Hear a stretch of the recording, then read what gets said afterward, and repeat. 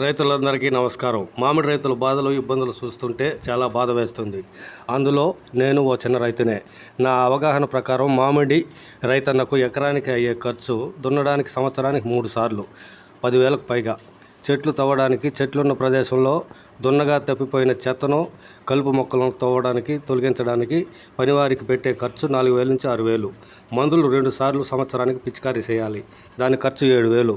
నీరు పారే సౌకర్యం లేని మిట్ట ప్రాంతంలో ఉన్న చెట్లకు వర్షాకాలంలో తప్ప నెలకు ఎకరానికి 6 ట్యాంకర్లు నీళ్లు పట్టాలి, దానికి అయ్యే ఖర్చు ఒక ట్యాంకుకు 600, అంటే సుమారు 3,000. ఇతర ఖర్చులు 5,000.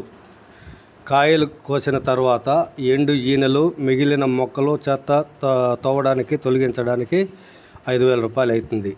కాపు కోయడానికి మనిషికి 500 రూపాయలు. ట్రాక్టరు లోడుకి 3,000 నుంచి 4,000 వరకు. మొత్తం ఎకరానికి 7,000-8,000 ఖర్చు అవుతుంది.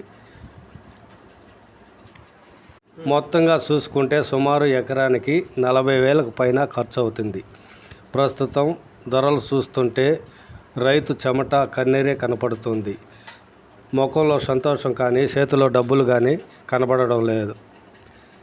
కనుక ప్రభుత్వం దయచేసి సకాలంలో స్పందించి తగిన పరిష్కార మార్గం చూపించి ఆర్థికంగా ఆదుకొని ఇకపై ఎప్పుడూ మామిడి రైతు నష్టపోకుండా ముందస్తు చర్యలు తీసుకొని టన్నుకు గిట్టుబాటు ధర కల్పించాలి. రైతుకు ఆమోదయోగ్యమైన శాశ్వత పరిష్కారంగా ఏదో ఒకటి ఆలోచించి రైతు మేలు కోరి రైతుకు తగిన న్యాయం చేయాలని కోరుకుంటున్నాను. శాశ్వత పరిష్కారం చూపించాలి. ప్రియా పచ్చళ్ళు లాంటి బ్రాండెడ్ కంపెనీలు జిల్లాకు 2-3 తీసుకురావాలి. పచ్చళ్ళ కంపెనీలు, గుజ్జు కంపెనీలకు రైతుకు న్యాయబద్ధమైన ధరలు తప్పక చెల్లించేటట్లు సీజన్లో ప్రభుత్వ అధికార యంత్రాంగం పర్యవేక్షించాలి. ప్రభుత్వం అనుభవజ్ఞులైన పెద్ద రైతులను గుర్తించి గుజ్జు పరిశ్రమలు, ఊరగాయ పరిశ్రమలు పెట్టి రైతులందరి మామిడి దిగుబడిని సకాలంలో కొని ఆదుకునేటట్లు చేయాలి. దళారీ వ్యవస్థకు, ప్రైవేటు వ్యాపారులకు ఆంక్షలు పెట్టి రైతుకు తగిన న్యాయం చేయాలని సంబంధిత ప్రభుత్వ యంత్రాంగాన్ని చేతులెత్తి వేడుకుంటున్నాను.